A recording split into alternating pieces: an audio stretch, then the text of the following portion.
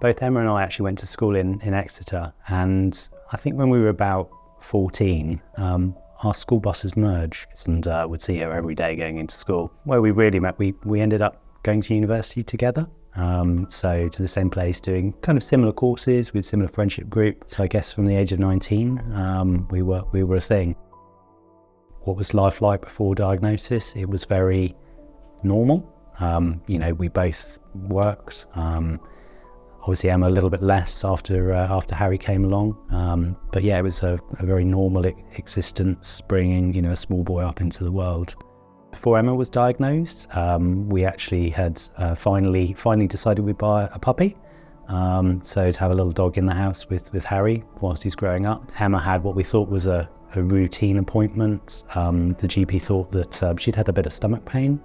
The GP thought that she probably had gallstones or something of that nature. So she went for an ultrasound scan, and that was when they came around and said, it's not gallstones.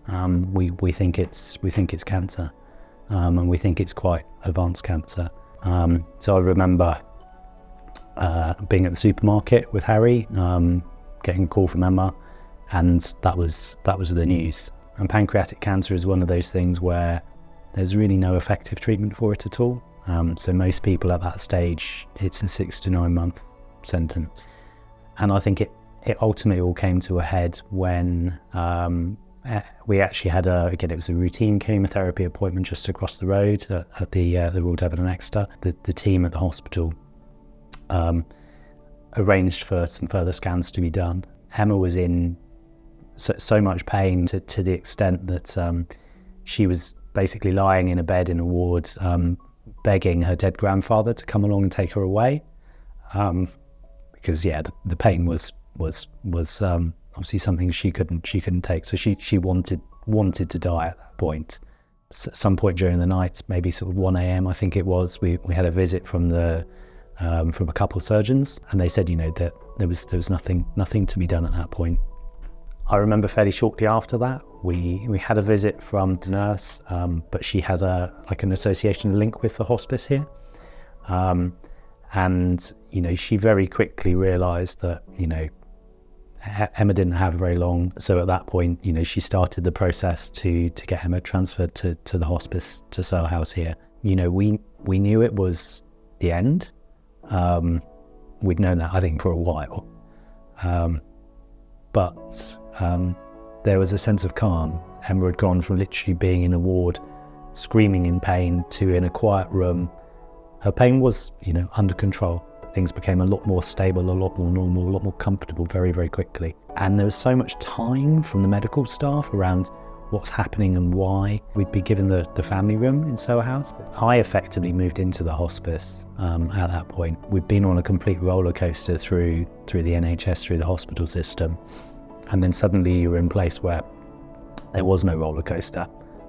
It was stable, it was comfortable, and people knew what they were doing and why. It was 2 weeks we spent in the hospice. She improved quite quickly after she came here, to the extent that, she had her friends come, so different groups of friends come and see her, and she was able to, have a good conversation with them, to say goodbye. She hadn't seen, through that last process where she was in a lot of pain, she hadn't seen a lot of our son Harry, but he was able to come into the hospice to be with his mummy for the last time. And again, she was able to give of herself. So, he saw Emma, not the person who was in pain. We did a lot whilst we were here. So we were lucky enough to renew our vows in the chapel here in the hospice. It was Emma who was the driving force behind it. She was completely capable of planning something. The team in the kitchen, as I said, baked a big chocolate cake, which again was Emma's. That's what she wanted. We'd managed to get ourselves some stuff to wear, so it was more dinosaur related, a dinosaur t-shirt and that sort of dinosaur dress, because again, we wanted something, with some pictures that might amuse Harry at some point in the future. There's been arranged for a photographer, there was an order of service done for it, and again, all of these things were just done pretty much at the drop of a hat by the team in the hospice. And I remember a couple of the HCAs really sort of helped Emma sort of put her makeup on and get her ready for the renewal. So yeah, I think it's not something I think I will ever forget.